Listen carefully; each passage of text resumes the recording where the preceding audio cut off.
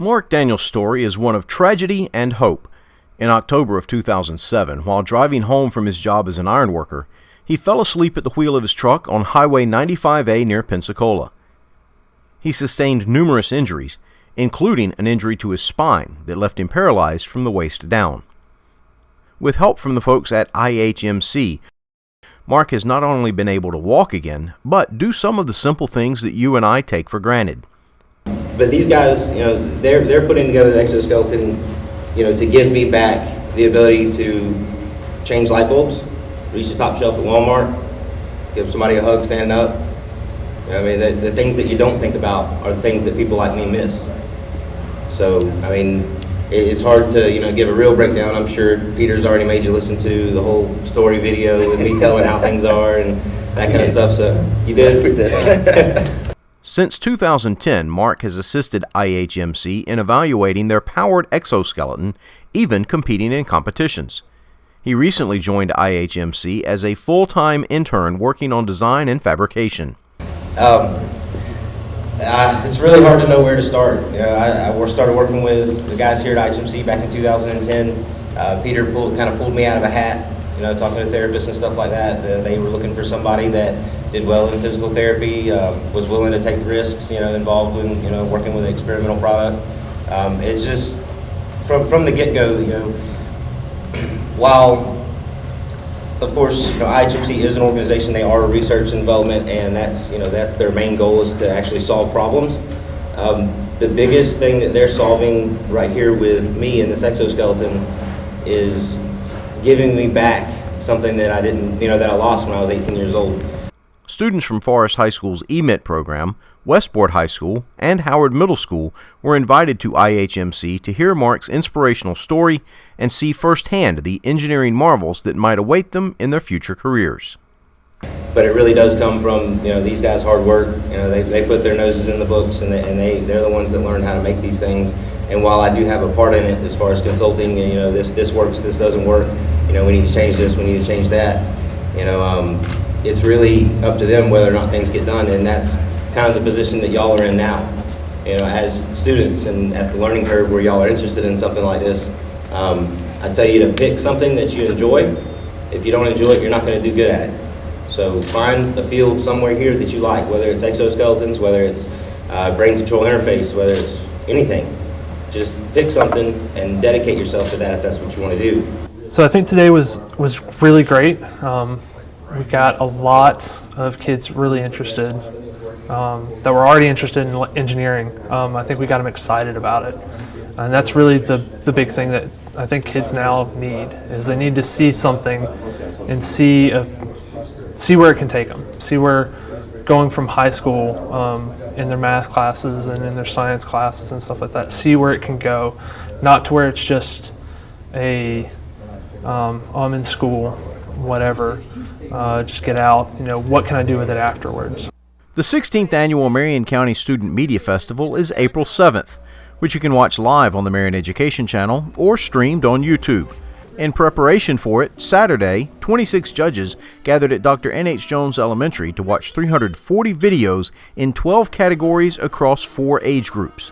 It was good. It's fun. I like doing this kind of stuff. I like being able to judge that kind of thing. I don't know that my experience is all that much. I haven't done news stuff. I was judging news stuff today. I haven't done news in a long time, but I still like to go back and look at it and go, wow, this is cool that people are doing it these days, and that kids that young are able to do the stuff that can actually be airable.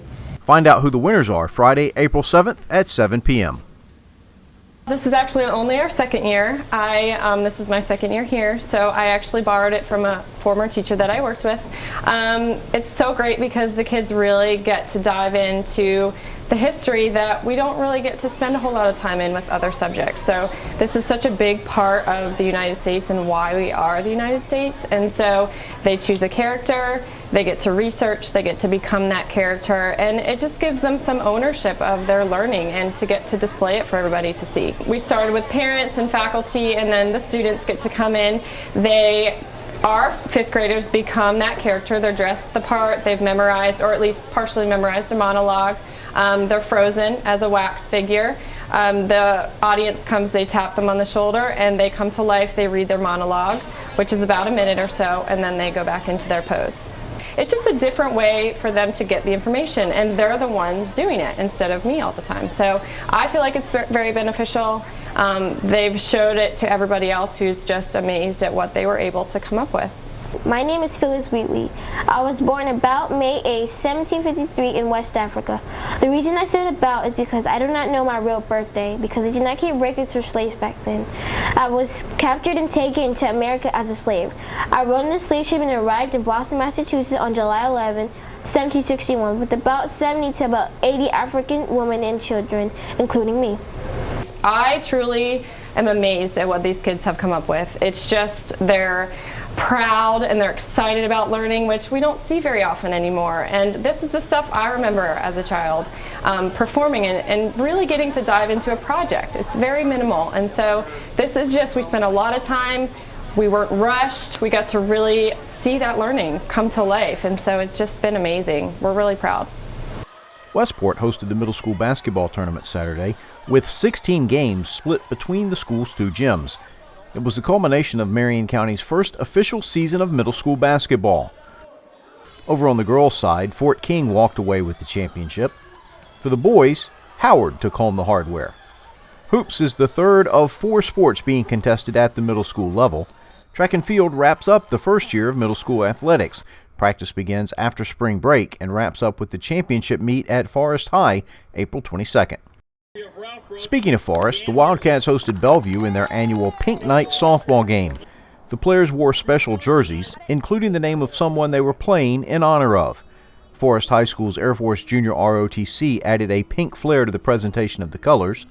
Osceola Middle's Andrew Bradley played the national anthem.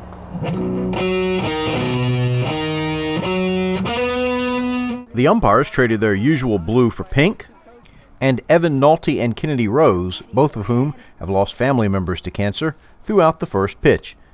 Special treats were available at the concession stand, with all proceeds going to Michellogram. Bellevue picked up the win, while Michellogram picked up a $500 donation.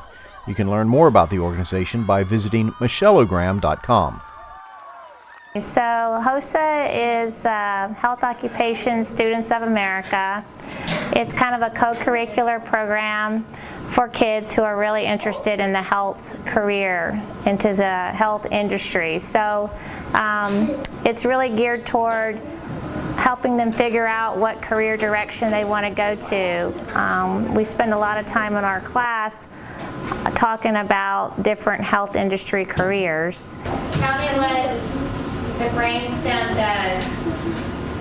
Okay, Isabel? This class is called Orientation to Health Occupations. So we touch a little bit about the history of healthcare, medical math, medical terminology, careers, a little bit on vital signs, CPR. But basically, all of these kids have to be enrolled in my class either this semester or next semester to be a member of the club. And it teaches a lot about leadership skills and a lot about teamwork. In middle school, we're kind of just opening the door a little bit, kind of giving them a taste of the health industry. Once they move up into high school, there's a lot of certifications that they can earn. They can shadow, in hospitals, doctors' offices. They can get hands-on experience, apply for scholarships. I mean, HOSA just really is really good as far as leadership, teamwork, and builds that resume when you want to go to college. So it's a great thing to be a part of. We hear a lot of the negative about young people, but there's some really good kids out there that really do love people. They want to be helpers, and so this is just a great club to be a part of. So I'm excited about it, and I'm glad that they chose to be a part of it.